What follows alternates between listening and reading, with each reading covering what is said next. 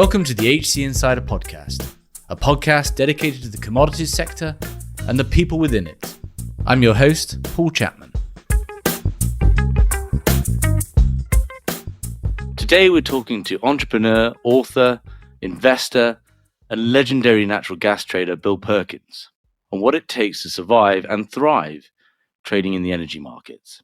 Bill has had a 20-plus year career trading natural gas and other energy commodities with Enron, Centaurus, and is now the founder and principal of Skylar Capital, an energy hedge fund. As always, if you enjoy the show, please leave us a review on the platform you're listening on, and I hope you enjoy the episode. Bill, thanks for joining. Thanks for having me. Glad to be here. Essentially, we're talking about the surviving and thriving trading gas and power, predominantly in Europe and the US, over the last 20 years, and what has been an incredibly volatile space, both in the markets themselves and the participants, with a lot of sort of exogenous factors coming in, impacting it, and trying to thread through what are the commonalities between those organizations and individuals that have managed to stay relevant and successful throughout. Before we kind of bring it up to the present day, I want to go back to really the start of gas and power trading, the start of your career in it.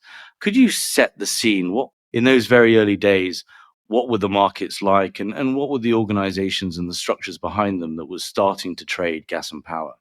I mean, if we're going way early, I started off as a screen clerk, right? They just deregulated natural gas.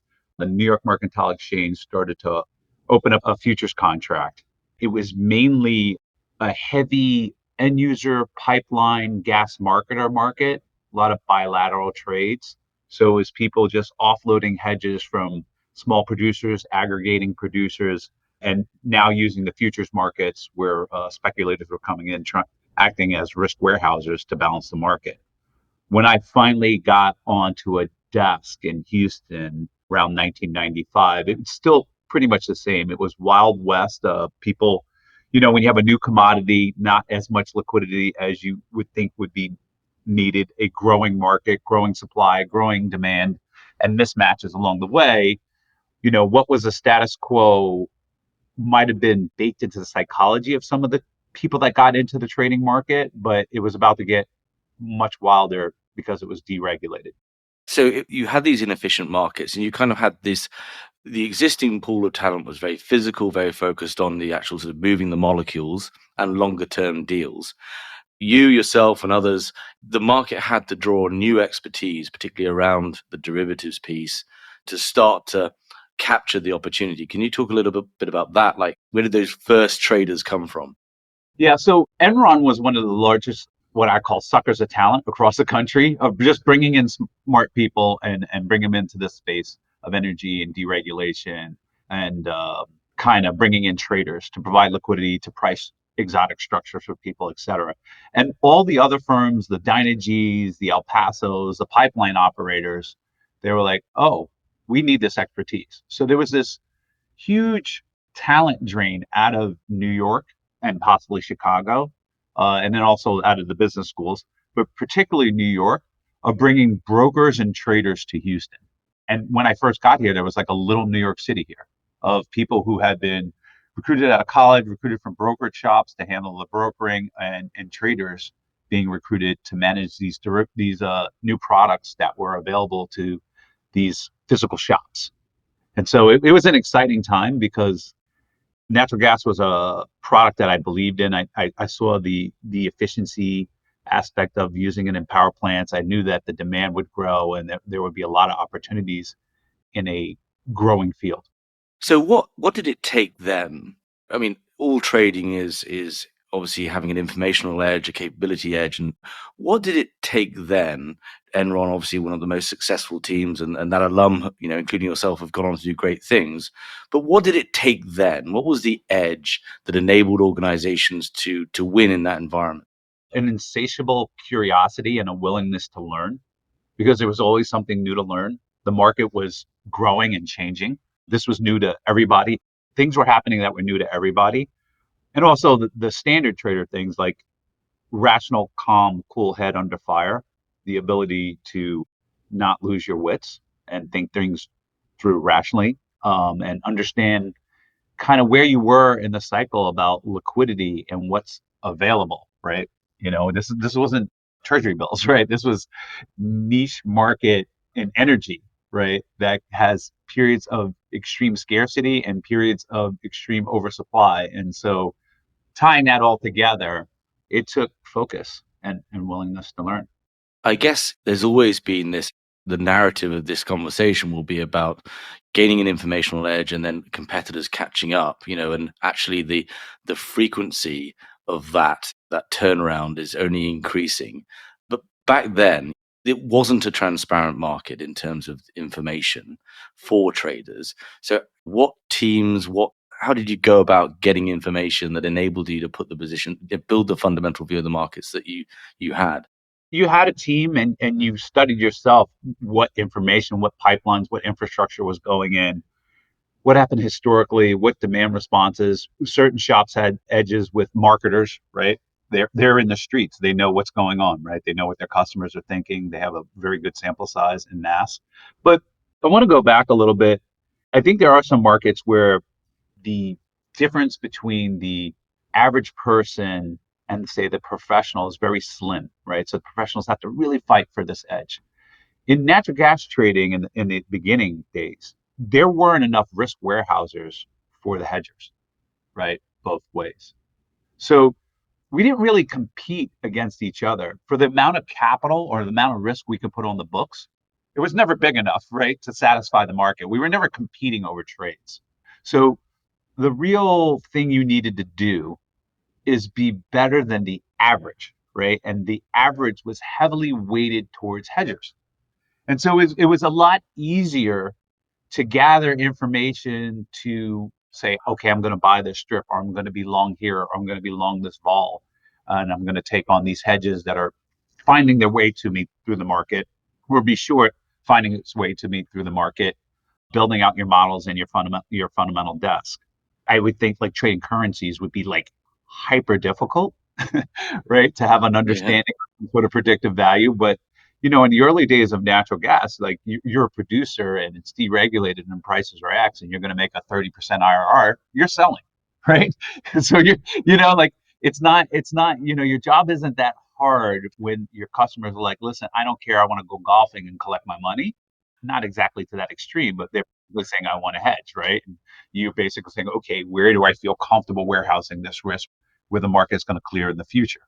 So that was a great part about it. The bad part about it is it's not as liquid and it's wild and it's had extreme sensitivity to weather, right? Things can change on a dime. And so those are the forces you kind of got the layup, but then you have this outside variance, right? There's a lot of variance in natural gas in the earlier days, Yeah. which made it a lot of fun. Yeah, and some incredible money made, right? But that landscape, Enron, when you step back, didn't have a huge impact on the market itself. Quickly in 2003, 2004, okay, you had a change of incumbents, but ultimately in the 2000s, you had a huge amount of new entrants coming into the space. You got the producers themselves increasingly sophisticated in how they approach the market. You had these, all the merchant utilities come in, and particularly you had the banks as well, whose capacity to warehouse risk was enormous. So how did the landscape change? And it changed quite quickly, but changed in the mid 2000s compared to a decade before. I think the structure of the market kind of set up this structure where you could kind of design around it, right? So you have your producers, right, and they put out public reports, and you can see what their hedge ratios are. So they have a ratable, across the curve selling demand, right? The demand for hedges. You also have natural gas added to the Goldman Sachs commodity index, right? So we call it the perma length or the inflation hedgers, and they're concentrated in the first 3 or 4 months in that length, right? And then you have small non-reportables, right? The speculators, they're almost always long, right? I think in the history of tracking that, they might have been 1 month where there was flat or a small short, but they're always long. And so you have, when you look at that situation where it's like, okay, I have these producers that want to sell like 5-year deals, 1 million contracts a year or 2 million contracts a year, whatever it is. And then I have this massive commodity index fund that wants to be long, right? And all the lookalikes that want to be long that, right? And in the front, you quickly see that your job is to balance that market. You're going to wind up being short this period and long rateable against it. And that structure evolving on how the market works was kind of the engine for all profits. Now, granted, you might be like, oh, yeah, I want to go long this period because it's really cold and the fundamentals, supply isn't enough, it's going to be tight, and we're not going to have enough gas for the winter. Or we're going to reach containment where there's not enough storage and prices need to go down. That's laid on top of it. But that fundamental structure of rateable seller versus the inflation hedger produces the distortions in the curve to make money. That's the backdrop. But in the context of this discussion, there were also, even before we get to kind of, the real events affecting these markets post financial crisis, incoming regulation, banks leaving, but also ultimately what subsequently transpired to be a decade of low gas prices and low power prices, or in less volatility, less opportunity. There was still, back in the 2000s, there were still big losses as well as big wins.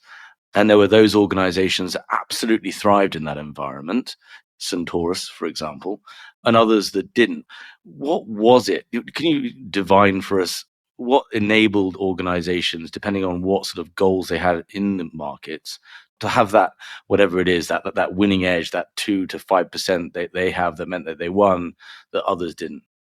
Yeah, I think it was much easier to have a better fundamental desk than anyone else, right?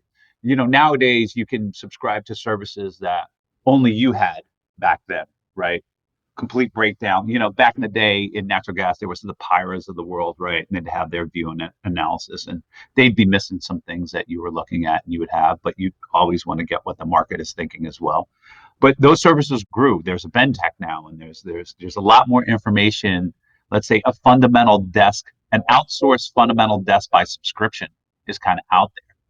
But way back when, you would have to have your own analyst team and your own aggregates and the things you looked at and the only way you aggregated supply. Like now everybody can subscribe to some service and they'll have a gross up of supply. Not everybody had that back then, or a model even built for that. They didn't have people that could figure out what the demand was per degree day accurately, and the myriad of pipelines and interconnections and how the flows worked and when they went down. And so those models that you had your analysts build, and you had people who knew pipelines and how the market and the infrastructure worked, gave you a lot of confidence. Also, it's not just the informational edge; it's the confidence in your model that allows you to size up and to warehouse that position and add to it, so you can have big profits instead of we always say that traders never blow up or make a bunch of money when they're kind of like slightly indifferent, like I think it's going up or I think it's going down, right? You make a bunch of money when you are highly convicted about the position, or consequently you get blown up that way too. And so that comes from a very, very strong in-depth understanding of your market relative to everyone else, right? So you can sit down with your model and say, okay, by this month, the market is going to see what I'm seeing, what I am predicting. And thus the price change will be X. And I feel very confident about this because historically we've always been right about this, or these are the things that have happened, right? Relative to the market. And since the market didn't have that information, or they didn't have those desks, they didn't spend the money, right? The market would have wildly different views of what fair pricing was versus what you may think fair pricing is. Yeah. So you had that increasing transparency across, I guess, democratized all of that information. Before, I guess I don't want to jump too far ahead, but as that information became more freely available, and you were losing that kind of proprietary informational edge that you have, you saw organizations building these quite large asset footprints, especially the majors, that enabled them to continue to make a lot of money because they had information that still wasn't available more generally to everyone else. Is that a fair story? Because the backdrop to this as well is that how the hedge funds have fared, and it was increasingly hard for them to replicate and find information that wasn't as commonly available. I think it would, if they had a lot of assets in a particular region or a particular basis spot, they would have some sort of informational edge that allowed them to trade around that. But it requires not only the asset, but the humans that know how to access the market and use the market. And I think a lot of times they didn't get that right, or didn't want to incentivize the humans to come over and do it, right? And take that edge. So some people did it right for a little bit, but didn't incentivize their traders well enough. So they left, right? There's always arguments about, well, is it the asset or the trader type thing going Yeah. on? People jumping ship, and then people saying, we don't care. This is a rounding error versus our pipeline operations business. So what if we make 50 million or 100 million? It wouldn't even be audible because we're a multi-billion-dollar company, right? And so they pulled out to not have the headaches, to not have the regulatory risk, those type of things. And so as a market was kind of figuring out, like, okay, who wants to be in this kind of trading game and extract value from that, and that got shuffled around.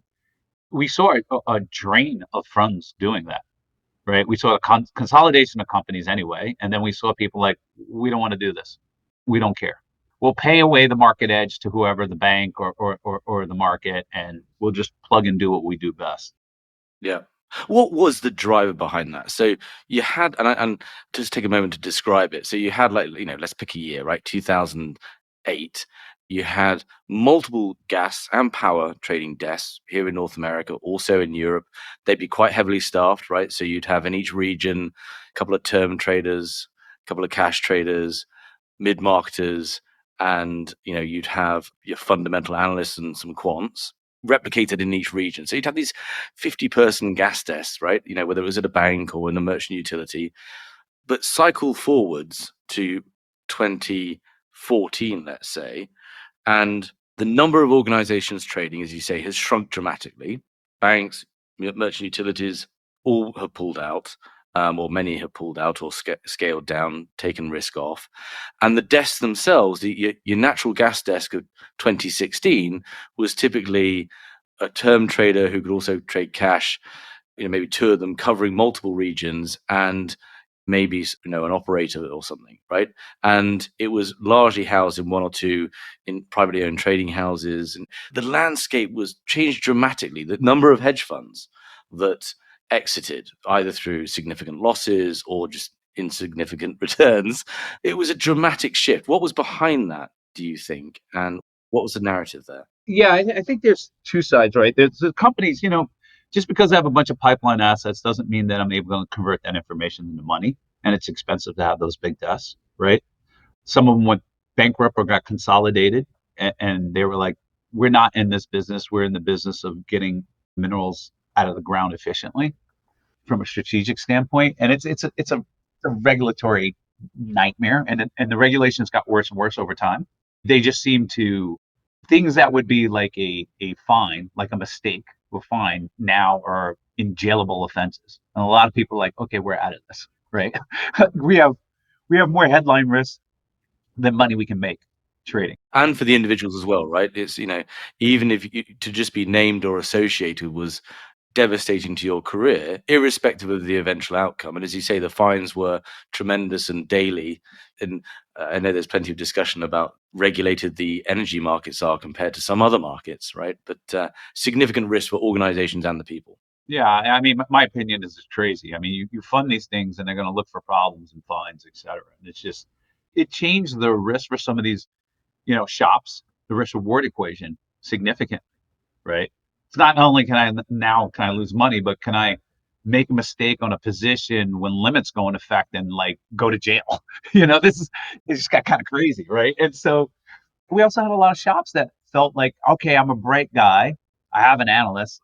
I can make money in this business, and it's not that easy, right? And you do have to have a lot of in-depth research, maybe more so than some of the guys thought. And then also, I think you have to have a temperament. Traders know that, like, we're different, right? We don't need 5 or 6 good events for every bad event that happens. The emotional calculus won't add up, and you'll go crazy. And no matter how smart you are, you won't be able to handle that and think rationally if that's what you need, right? Dutch traders 55-45, 60-40. That means, like, 40% of their days are bad days, right? No, a lot of people can't deal with that, right? And so that kind of stoicism is necessary to be a trading shop. And I think a lot of people got out of it. And a lot of people didn't want to deal with the variance, the inherent variance of being a growing energy commodity.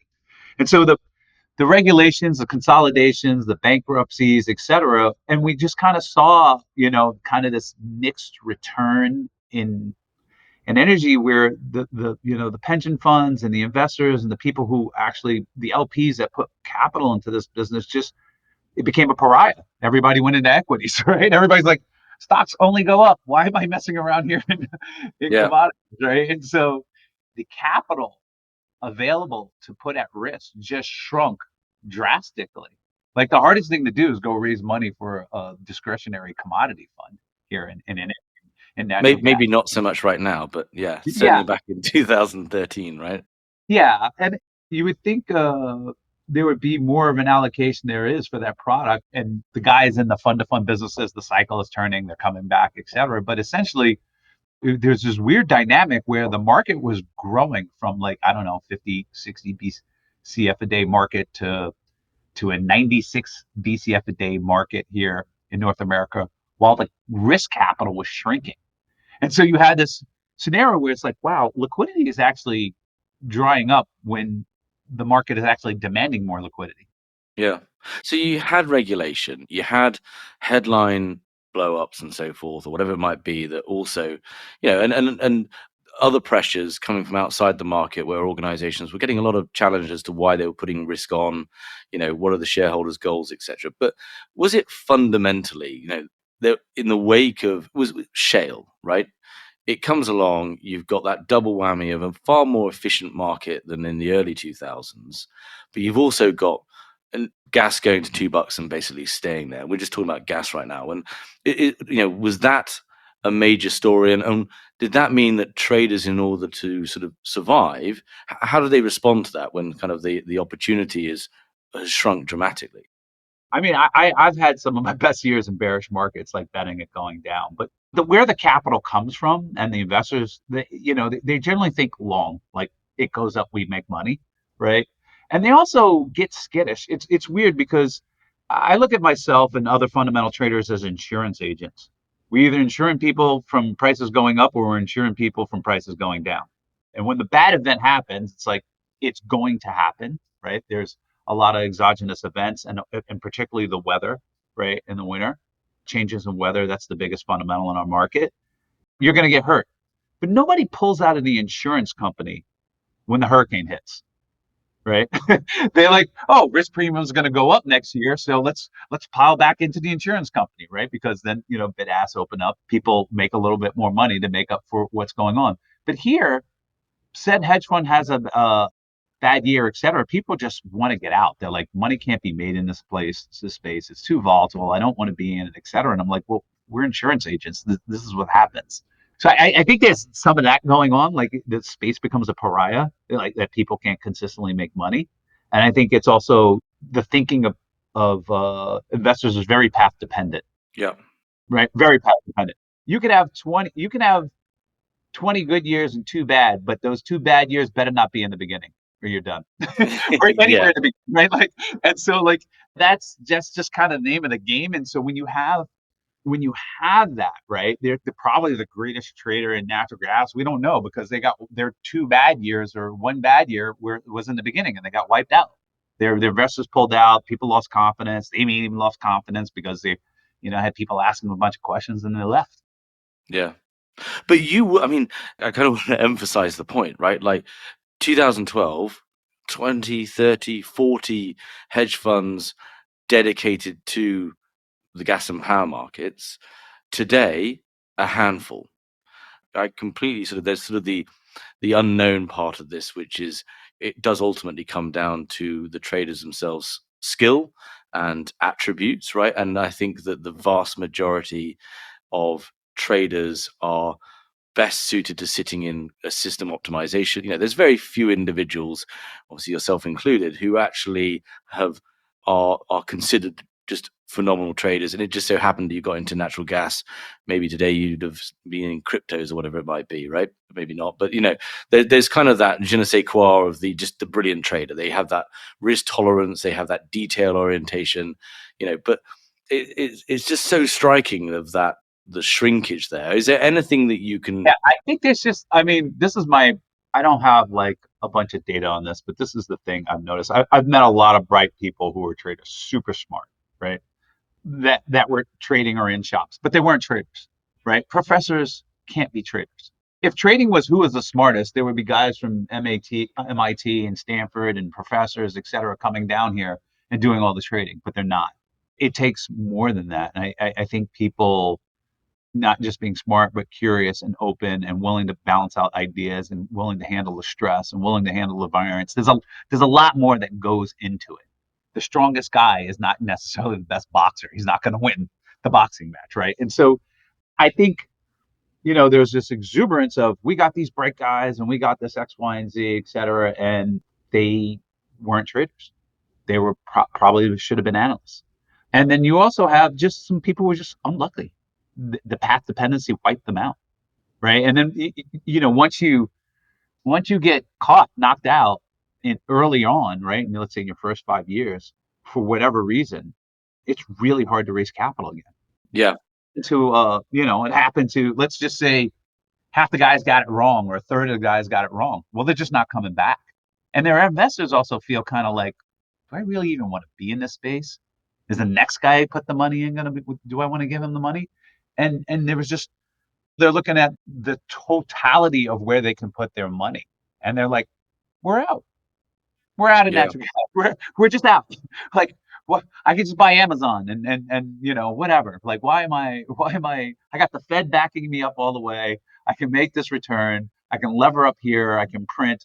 Why am I going to go into discretionary long, short natural gas? Yeah. Why is that interesting to me? Right. It's also interesting as well because we kind of alluded to it. Like in comparison to other asset classes, you had this really short window in the 90s, early 2000s, when the best and the brightest of individuals were getting into this space. But it was that very short window when you had companies drawing on top talent, whether it was getting top talent from other trading asset classes or getting them from, the top schools, the business schools around the world. And I know that doesn't make a trader, but and then it quickly got cleaned out, and we haven't had any investment in new talent for a decade, right? Or there or thereabouts, because for the most part, those organizations that have been trading energy have been pretty flat. They've either been independent trading houses or they've been some hedge funds who aren't developing new talent. It's not like the traditional sources of gas and power trading talent, the utilities and the majors, have really been beefing up teams. So you've kind of got this, it's quite a thin cadre of individuals that have the background and the training as well to be able to execute in these markets. Yeah. I mean, there are not that many new dogs, right? They're old dinosaurs like me out there. I think the Copperwoods of the world and Saracens, maybe they're adding new people, but sometimes they lose their energy desk and the guy quits, or then it's like, who is up to speed or be brought up to speed, and who's going to teach and mentor these people this market in order that they can go ahead and make money. I've been kind of beating the drum a lot. Like I've been going to invest, because one of the things I've been talking about is that I was like, if you look at the total capital, like the VAR, that from going from Enrons and Adani G's and 40 hedge funds, right? And you see like the total number of lots that they could warehouse, right? And that represents a capital base. And you look at it now, it's just shrunk incredibly versus the market exploding in size incredibly, right? With shale, right? And there's still these swings. I mean, I know it went down, and there's still needs for hedging, and there's still buy side hedging, and there's still weather risk, and there's pipelines going on, and hurricanes, and new infrastructure projects, right? There's this market that needs us, but we're not showing up. And so what happens is it makes it more profitable for us that remain, but more dangerous. Does that make sense? Yeah, no, absolutely. It's like, wow, we're going to get paid because the bid ask naturally is open up. There's only 3 insurance agents and 50 have gone away. But If we need reinsurance and we need to get out, we are going to get hurt. Yeah. We're going to get really hurt really bad because prices have to go to such a level that macro strats and other people and CNBC has to go, well, look at natural gas. And then, more capital comes in to bail us out, right? Taking on those positions, right? And so An energy transition, right, is going to make that in stark relief. In terms of what that does with natural gas, LNG as a transition fuel, and also as the hydrocarbon markets degrade, the financing landscape behind producers, etc., becomes less secure. It's going to be a bit of a wild ride. Just last question on kind of the barren period, dare I say. It wasn't for everyone, wasn't for you. Did that mean that you had to go, if natural gas, because the volatility is so low, even the big swings aren't really, yielding the kind of returns that they had historically? Did that push traders to get into and funds to get into other opportunities? I'm thinking like, FTRs was quite a big thing, financial transmission rights and so forth on the power side. Did that seek, I know, you have your VC fund and so forth. Did people to survive have to go and look at different things? I think, the talent went where they thought they could make money and they could be funded to make money, right? And so like FTRs opened up and people started trading those things. Those things were lucrative niche markets where they can make a good amount of money. And if the event happened, they can make outsized returns. And maybe, who knows, maybe that's what I should have done, gone into those markets. But I think they just found better pastures either inside banks that were still warehousing risk and had the lending relationship in order to get the hedges, right? Or other markets or other industries. A lot of people are like, the hell with this, right? Like I don't have an investor base that stands behind me in order to weather these storms. This is a high variance market. I have regulatory risk.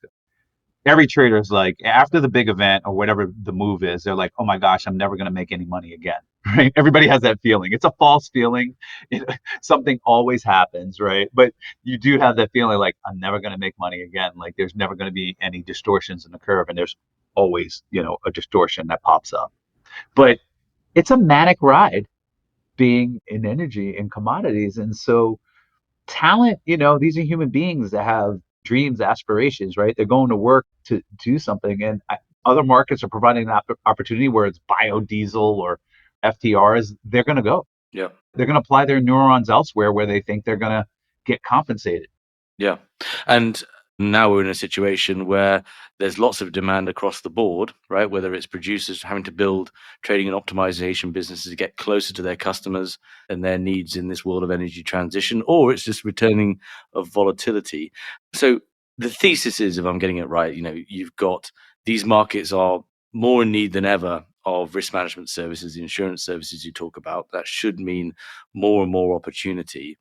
But we still live in a world where the rapidity of markets becoming efficient through digitization, through AI, all these technologies available, meaning that the race to get that informational edge is furious, and informational edges, instead of lasting 3 years because you've got a great fundamental analytics desk, it might now only last 2 months before a competitor replicates what you've done.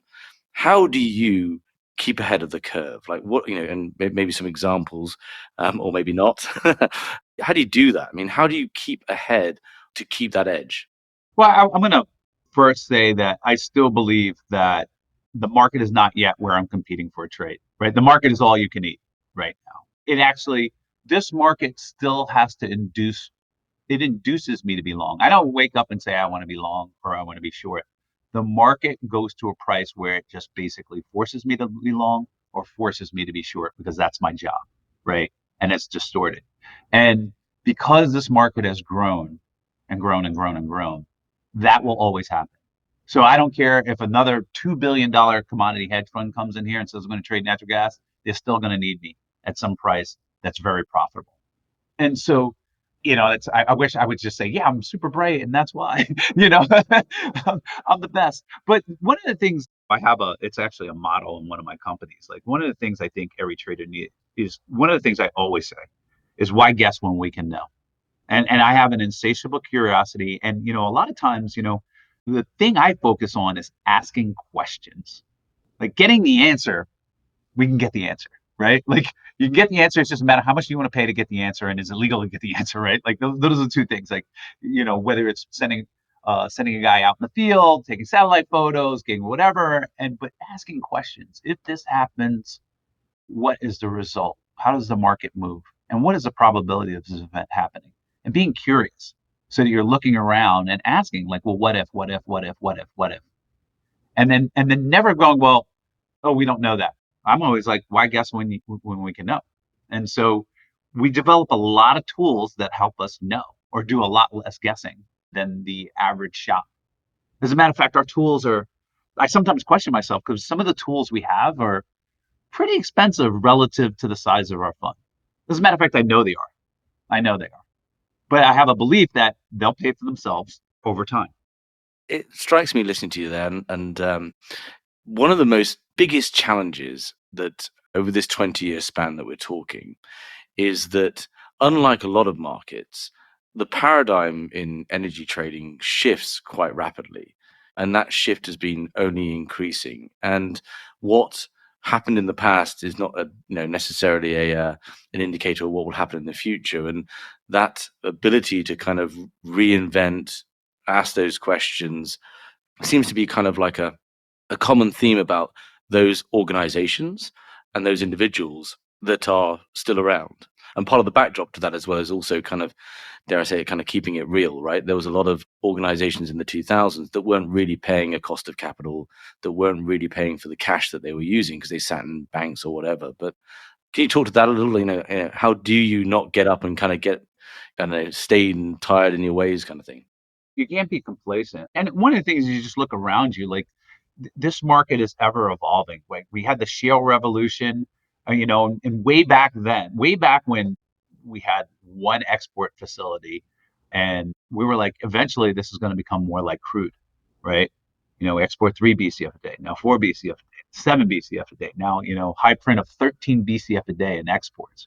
So you have this like, wow, we're linked to the globe now. We're more and more, at least one way, linked to the global prices, right?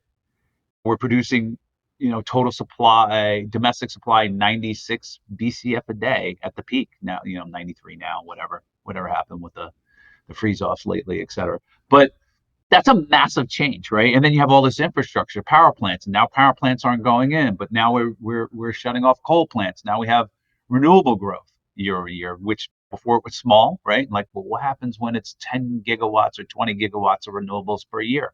What happens? And you sprinkle it this way. And so there's a lot of different segments that I'll ask, a lot of what if and what's going on, and a lot of change where you're forced to keep your head on a swivel, right? Like your football coach, Perkins, keep your head on a swivel, damn it. Like you gotta be looking out because this world, natural gas and energy is changing drastically. Some of it by force, right? Like if you look at state renewable mandates, that's a huge impact. It's Hmm. something we were looking at 5 years ago, 4 years ago. Like how is that going to impact? How does all this solar and the distribution of the power affect peak demand and gas peakers, and how does that happen? What tools do we build to model this correctly? And so you're just constantly asking questions. There's constantly things going on, and now once you start jumping the pond and you link to the international markets, you got a lot more to learn about. Like I have to pay attention to Chinese demand, right? I have Yeah. to. Right now, prices are so high globally, like we're going to be exporting LNG for a while, right? But let's just say it was 50 cents in the money, and all of a sudden Europe and China don't want the cargoes. What happens if we shut in? What happens if we turn back 4 BCF a day in the Gulf, given that storage hasn't grown at all, right? And so these are the what ifs that I think about, right? Like I think, one of the things I constantly, just from a very 10,000 foot view, I'm like, wow, the United States is the storage of the globe, but we haven't added any storage. And so the infrastructure around it, the flow of gas has grown, has doubled, and storage has not doubled. I wouldn't say doubles, let's say 60, 70%, but storage hasn't gone up 70%.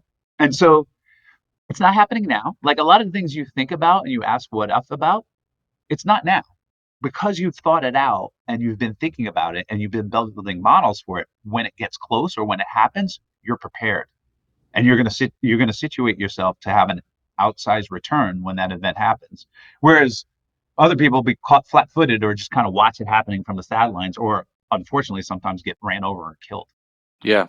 Talking to that, right, it's noticeable that those organizations that kind of 5 years ago even started to move towards global gas desks linked by LNG, but start to think it very much about a global basis, have obviously set themselves up tremendously well over the last few years, with some exceptions. But how do you create the creativity to sort of come up with these ideas? I mean, how do you get a team together? Do you use a team to do this? To bounce all these ideas off and have that sort of discussion to get to a point where you're starting to discover some future trends. How do you instill that in your team, in yourself? How do you go about kind of building these conversations to get to a point where you're coming up with these ideas? Well, for me personally, I guess I'm a pain in the ass to my analysts, right? Like, because I just ask a zillion questions, right? And I want to have traders who ask a zillion questions, right? Like, just what happens if this? Well, what's going on? Well, can we build a Chinese demand model? What numbers can we pull out? Can we get proxies for demand on this? How do we get this accurately? And then the analysts are like, oh my gosh, I got a bucket load of things to think about and in this puzzle. But I think it's really having curious people asking questions and asking the right question, right? And thinking about, well, how is this market evolving? How are these laws affecting the market? How is climate change affecting the market?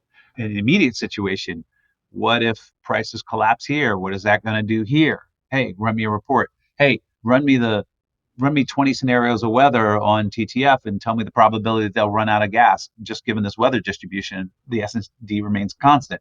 You just got to ask all kinds of questions. How much can they turn off? What's the total industry that demand of gas that they can turn off if they need to ration prices?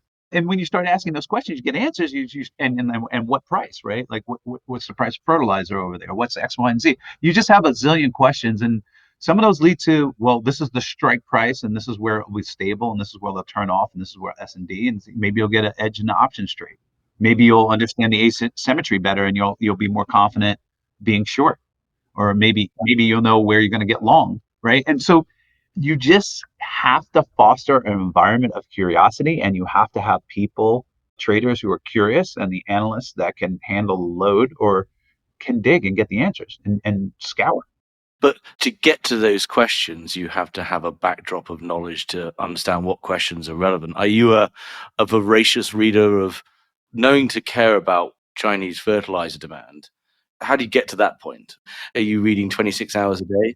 It's kind of like, yeah, you do have to read it, but it's like once you have a fundamental understanding of like kind of what can use gas, and always on your head on a swivel, what can use gas or what can turn off gas and what's going on, right?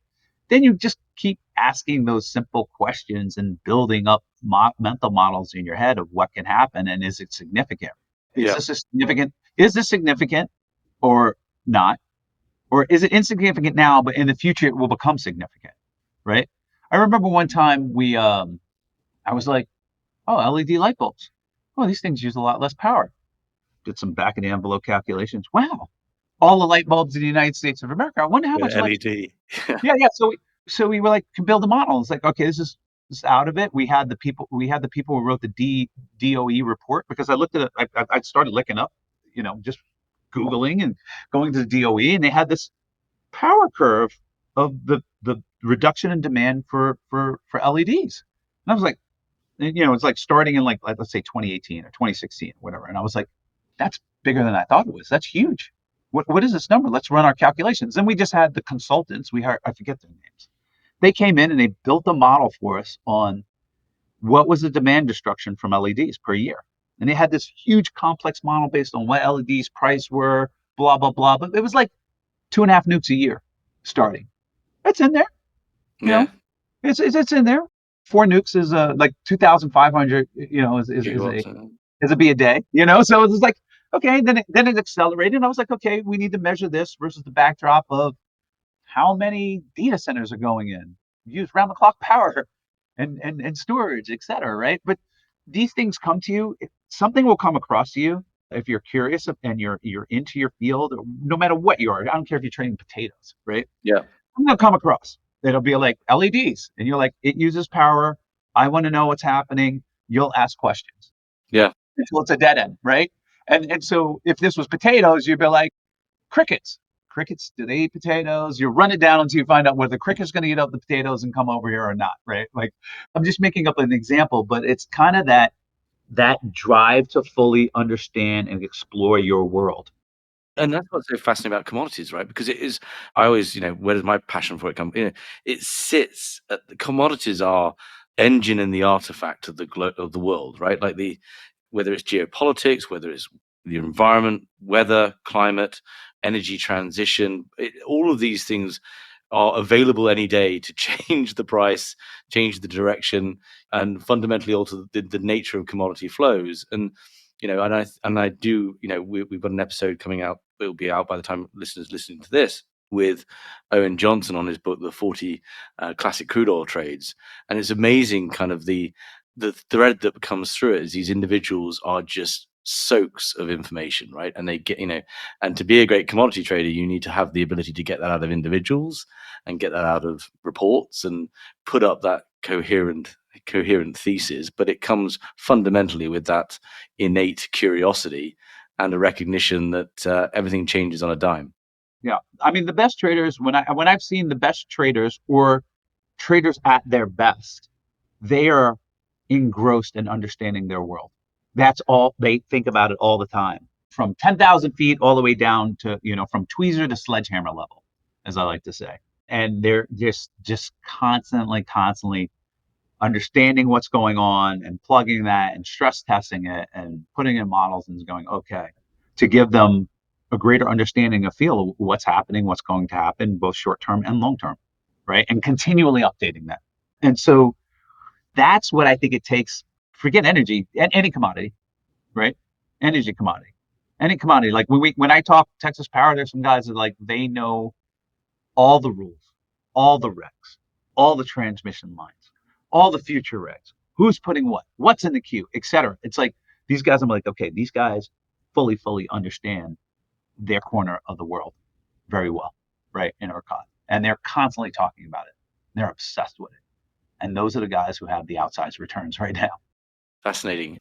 So, two final questions. One is, what do you think? Energy is back in the news, volatility is back, returns are up, all these hedge funds are coming back in, money is starting to flow towards the sector.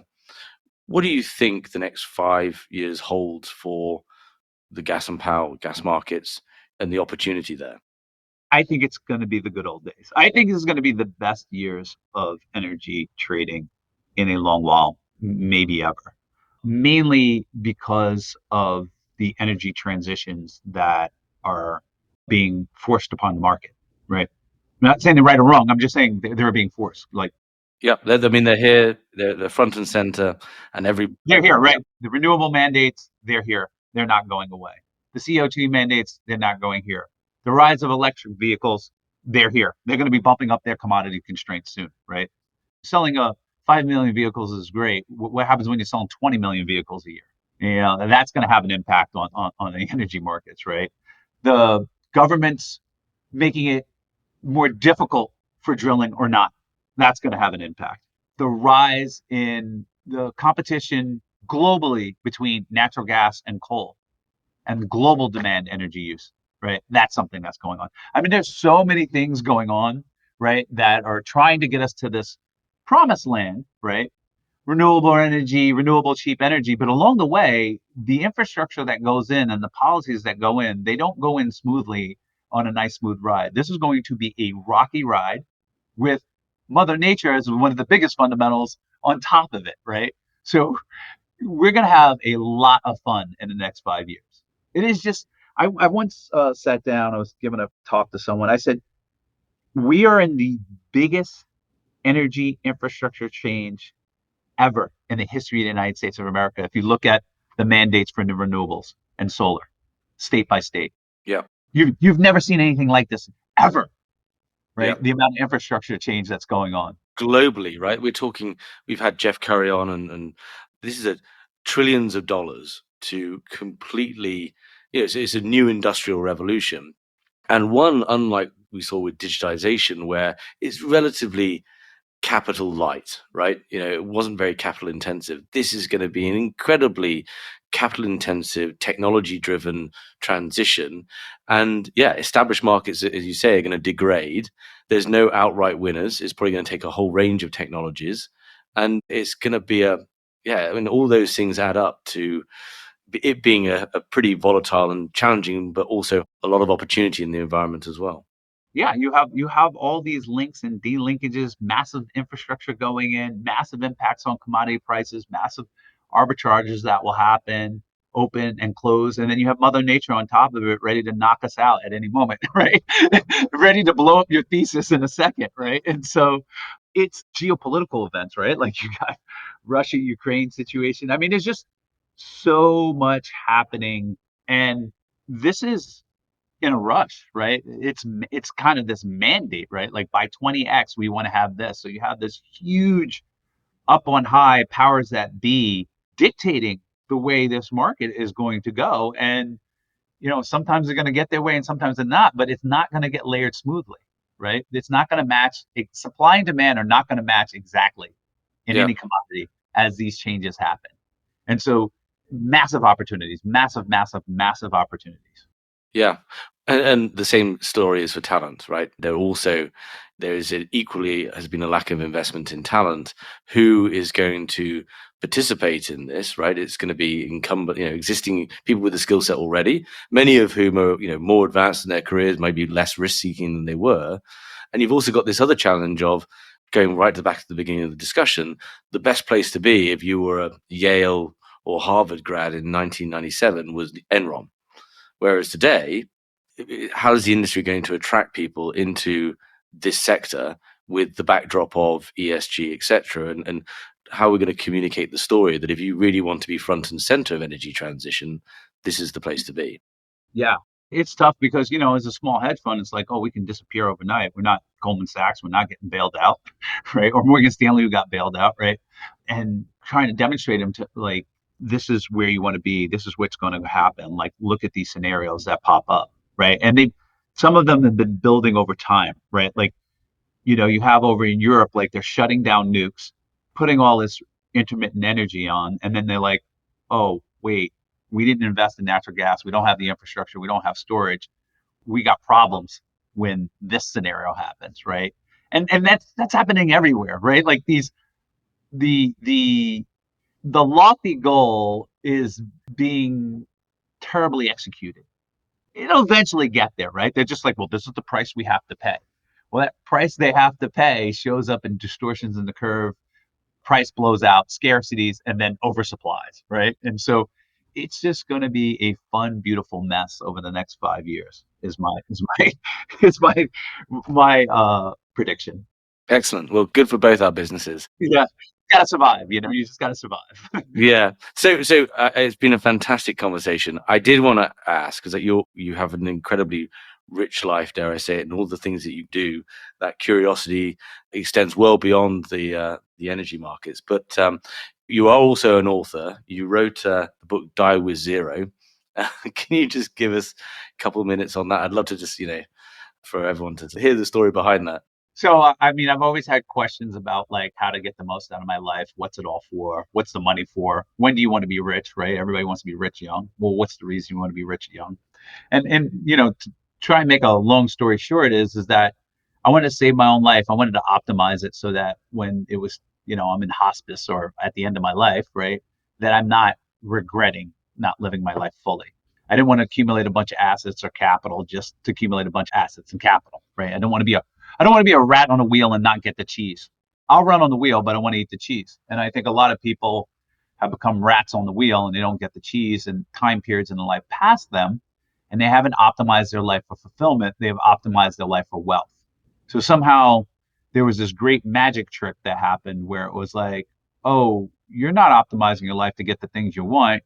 This is the only thing you're going to want. We're going to trick you and you're going to optimize for that. And so I wrote the book Die with Zero, which is basically a counterfactual regret minimization algorithm for net fulfillment.